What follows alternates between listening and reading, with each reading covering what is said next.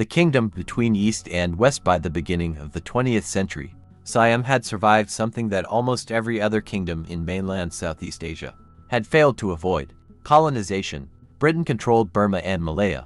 France controlled Vietnam, Cambodia, and Laos. European flags surrounded Siam from almost every direction. Yet the kingdom remained independent. But independence did not mean that Siam was untouched by the outside world. Far from it. The country was changing rapidly. Railways began connecting distant provinces with Bangkok. Telegraph lines made communication faster. Modern schools appeared. The government became more centralized, and the old world of isolated regional kingdoms slowly disappeared. For centuries, different parts of the country had been governed through local rulers and networks of loyalty. Now Bangkok wanted something different: a single centralized state, a national administration, a common legal system, and eventually, a stronger sense of national identity.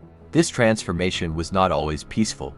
Local elites sometimes resisted, traditional systems were disrupted, and communities that had governed themselves for generations increasingly came under the authority of Bangkok. But the modern Thai state was taking shape. One of the greatest symbols of this transformation was the railway.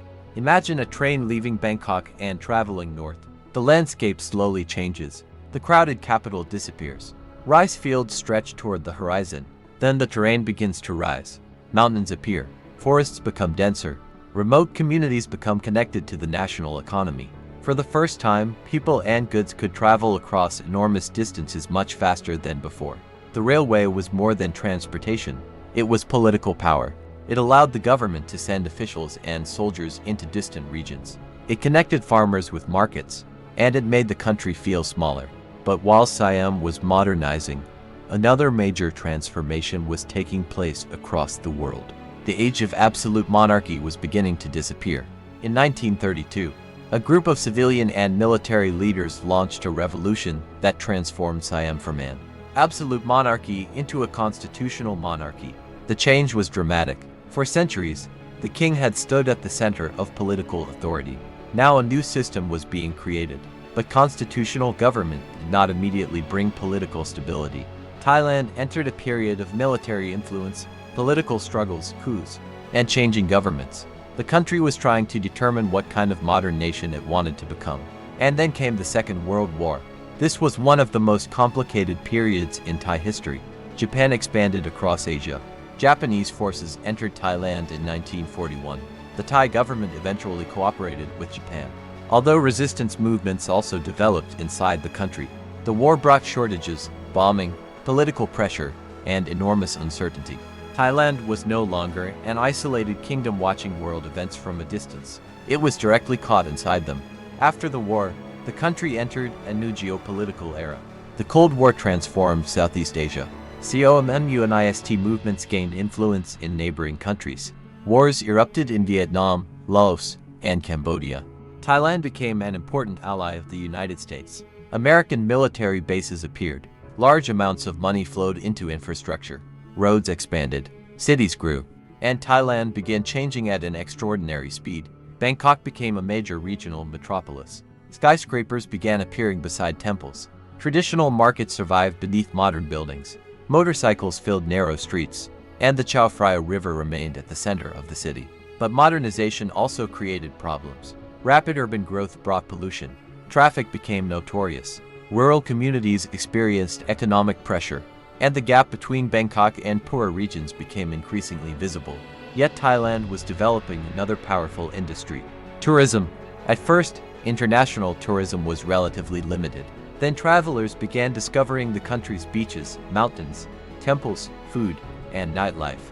Places that had once been remote fishing villages became global destinations. Phuket became internationally famous. Pattaya transformed into a major tourist center. Chiang Mai attracted travelers searching for temples and mountain landscapes. The southern islands became symbols of tropical paradise, and Thailand's image around the world became increasingly associated with beauty. But the country behind that image remained much more complicated. Thailand was not simply a tourist destination. It was a nation shaped by centuries of adaptation. The temples of Ayutthaya, the walls of Chiang Mai, the canals of Bangkok, the railways of the modern era, the villages of the mountains, the islands of the south, all were connected by the same long story. A story of survival And yet, perhaps the most powerful part of Thai identity was not political. It was cultural.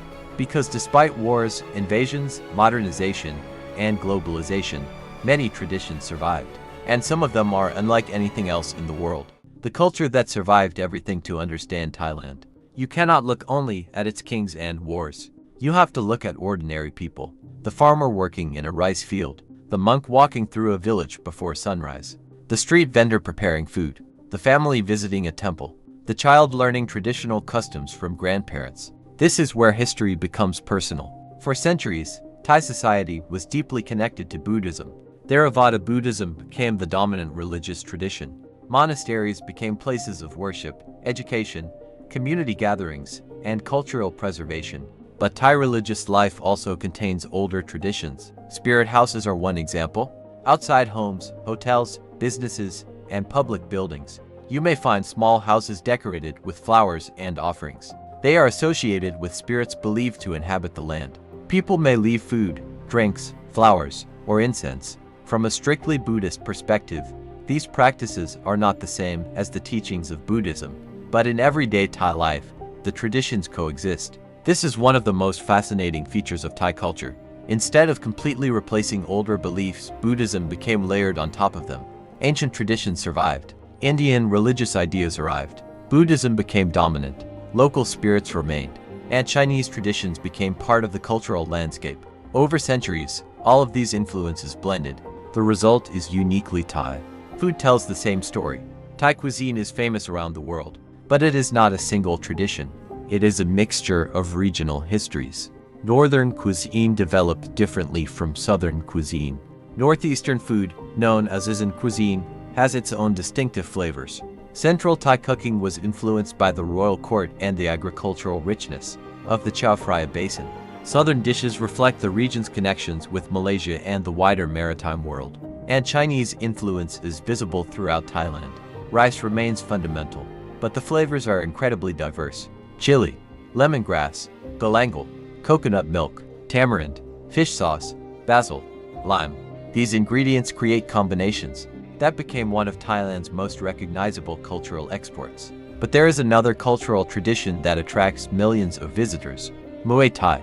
Today it is a global combat sport, but its history goes much deeper. Traditional Thai boxing developed within a military and cultural environment, where fighting skills were highly valued. The famous stance, movements, rituals, and techniques evolved over generations. Before a fight, competitors traditionally performed the Wai Kru Ram Muay. It is more than a warm-up. It is a ritual of respect. Respect for teachers, respect for the sport, respect for ancestors, and respect for the opponent. The movements tell us something important about Thai culture. Strength does not have to mean aggression. It can also mean discipline, control, patience, and respect. Thailand's festivals reveal another side of the culture. Songkran is perhaps the most famous. Today, many people know it as the enormous water festival where crowds throw water at each other in the streets. But its origins are much more meaningful.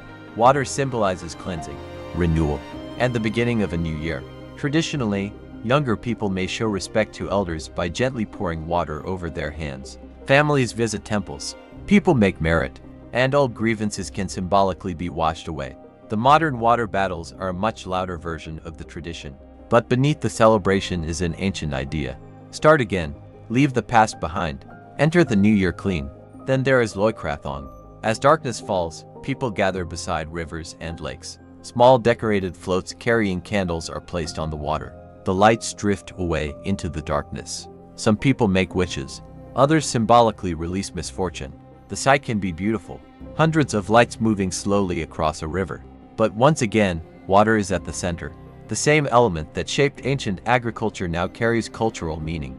This relationship with water can also be seen in Thailand's traditional floating markets. For centuries, canals served as roads. Merchants traveled by boat. Food was sold from boats. Communities developed around waterways. Today, floating markets are often tourist attractions, but their existence reflects a much older way of life.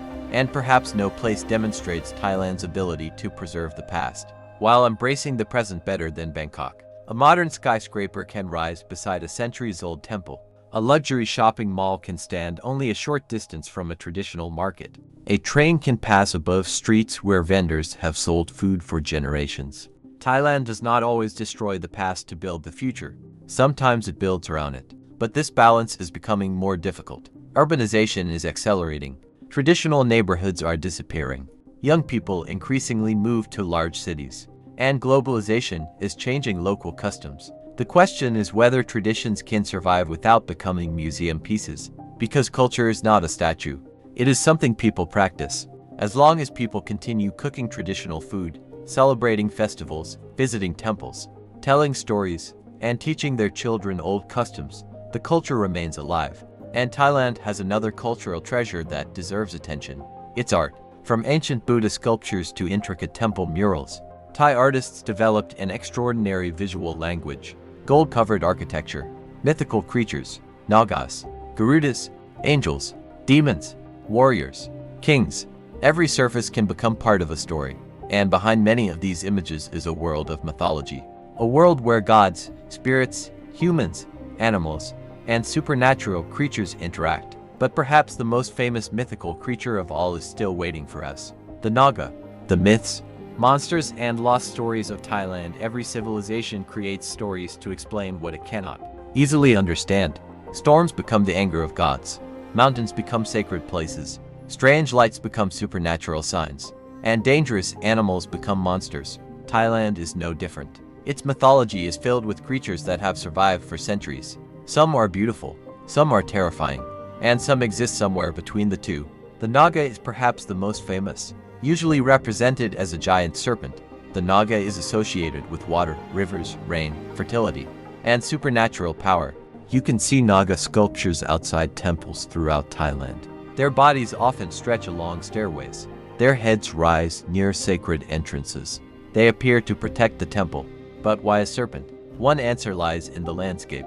Thailand is a country of rivers. Floods can transform landscapes overnight. Rain can arrive suddenly.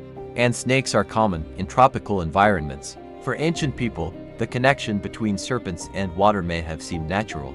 The mythology grew from the environment. But there are other creatures. The Garuda is a legendary bird-like being with enormous wings. Unlike the Naga, the Garuda is traditionally associated with the heavens. The conflict between Naga and Garuda appears in ancient South and Southeast Asian mythology.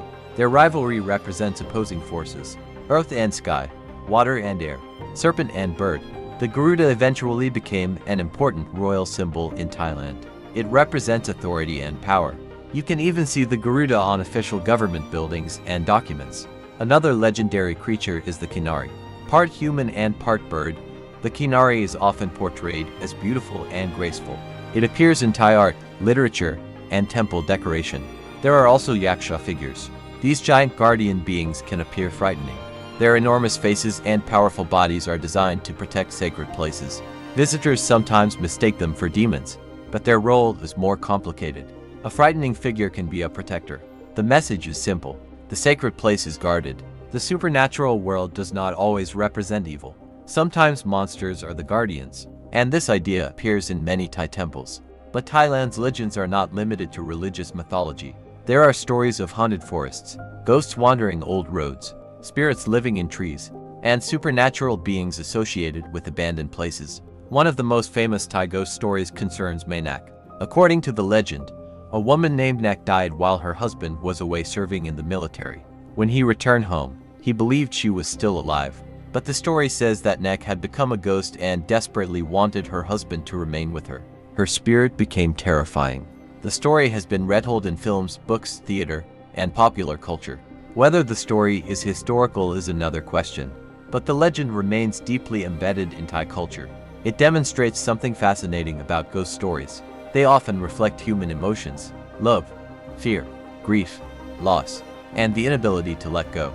The supernatural becomes a language for feelings that are difficult to explain. Thailand's forests have also inspired countless legends. Before modern maps existed, a forest could be almost infinite. People entering deep jungle could become lost. They could encounter wild animals. They could disappear for days. Stories about forest spirits helped explain the unknown. Even today, some remote areas retain strong traditions about sacred forests, and in certain communities, these beliefs have helped preserve nature. A sacred tree cannot simply be cut down. A sacred mountain cannot easily be mined. A forbidden forest cannot become farmland. Myth can therefore protect the environment, but nature itself is full of real dangers. Thailand has venomous snakes. The king cobra is one of the most famous. It can grow to impressive lengths and is capable of raising the front part of its body dramatically when threatened. Other species, including kraits and vipers, can also be dangerous. But the fear surrounding snakes sometimes becomes exaggerated. Most snakes do not want to attack humans. They would rather escape. The real danger often occurs when people surprise or corner them. Then there are crocodiles. Wild populations are far smaller than they once were, but crocodiles remain part of Thailand's natural history. And in the sea, another ancient predator exists. The shark. Whale sharks are enormous. Yet despite their size, they are filter feeders and generally harmless to humans. The contrast is remarkable. The world's largest fish can be gentle. A tiny snake can be dangerous. Appearances can be misleading. And that may be one of the most important lessons of the Thai wilderness. But perhaps the most mysterious stories come from the Mekong. For generations, people have reported strange lights rising from the river. The phenomenon became known as the Naga fireballs. Some witnesses describe glowing red or orange spheres appearing above the water, before disappearing into the night. Local traditions connect the lights with Nagas living beneath the river. Scientists have proposed natural explanations, but the mystery continues. Every year, crowds gather along the river hoping to witness the phenomenon. Whether supernatural or natural, the story has become part of local culture. And that is the important point. Myths do not need scientific proof to become historically significant. They shape identity. They influence traditions. They inspire art. They attract visitors. And they connect generations. But Thailand's greatest stories are not only about mythical creatures. Some of the most fascinating stories involve real people. Kings, warriors, monks, explorers, merchants, farmers, and ordinary families who survived extraordinary periods of history. Their lives created the Thailand we know today. And as we move toward the final chapter, we have to ask one final question. What remains of all these centuries? The kingdoms are gone. The old capitals are ruins. The borders have changed. The world has transformed. But Thailand survived. And its story is still being written. Thailand today. The past that refuses to disappear today. Thailand is one of the most recognizable countries in Asia. Its name is associated with beaches, temples, food, elephants, Bangkok, tropical islands, and millions of visitors arriving every year. But the modern image tells only part of the story, because beneath the modern country is a much older civilization. Walk through Bangkok at night and you can see the contradiction immediately. Skyscrapers rise into the sky. Traffic moves through enormous intersections. Luxury hotels glow beside the Chao Phraya River. Modern trains cross above crowded streets. And yet, hidden between the towers are temples that have existed for generations. Monks still walk through their courtyards. Incense still rises into the air. People still make offerings. The past has not disappeared. It has simply learned how to live beside the future. Travel north and the atmosphere changes again. Chiang Mai remains surrounded by mountains. Ancient temples stand inside the old city. Outside the city, forests stretch toward the horizon. Further south, the landscape becomes tropical. Limestone cliffs rise from turquoise water. Rhine forests cover mountains. Coral reefs surround islands. And small fishing communities continue traditions that began long before tourism transformed the region. Thailand contains many different worlds within one country, but these worlds are facing new challenges. Climate change is one of them. The country is vulnerable to rising temperatures, changing rainfall patterns, flooding, drought, and coastal erosion. Bangkok itself faces particular challenges because much of the city is extremely low-lying. The same relationship with water that helped create the city now creates risks. Flooding can disrupt millions of lives. The future of Thailand may therefore depend on its ancient relationship with water once again.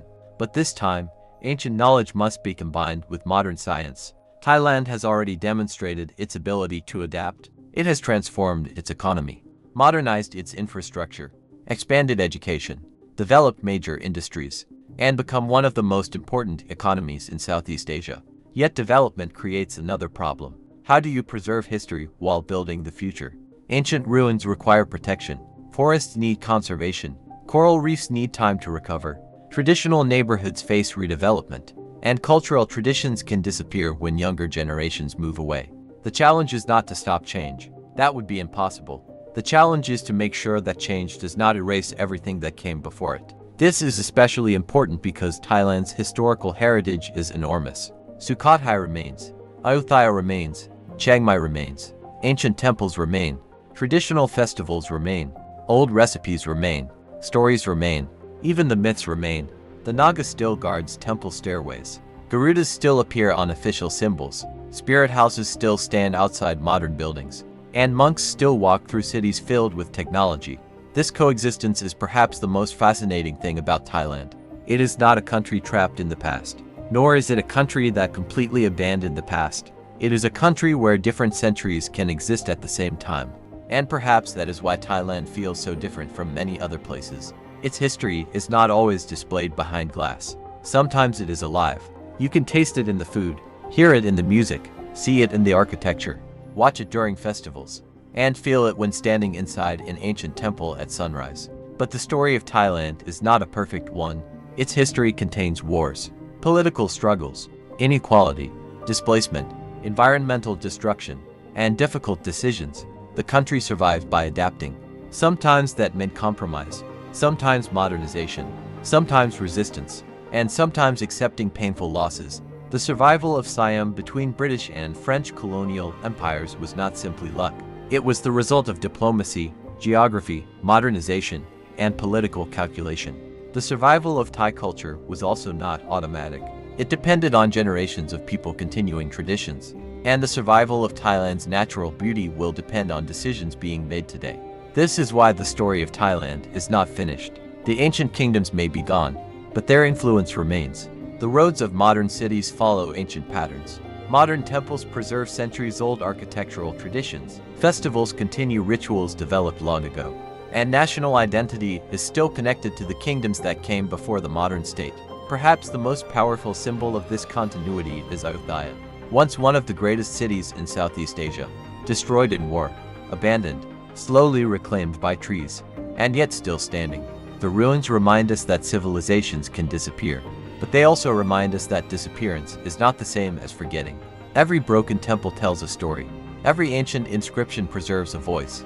Every old legend carries an idea from one generation to another, and every traveler who walks among the ruins becomes part of that story. Thailand is therefore more than the land of smiles.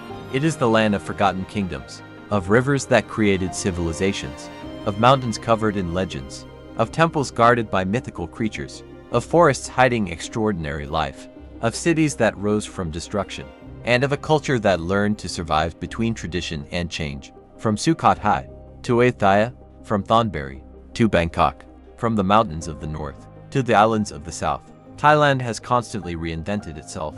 Kingdoms ended, new capitals appeared, foreign empires rose and disappeared, technology transformed society.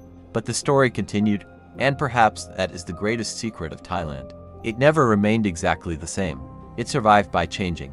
Yet somehow, through all those changes, it kept pieces of the world that came before.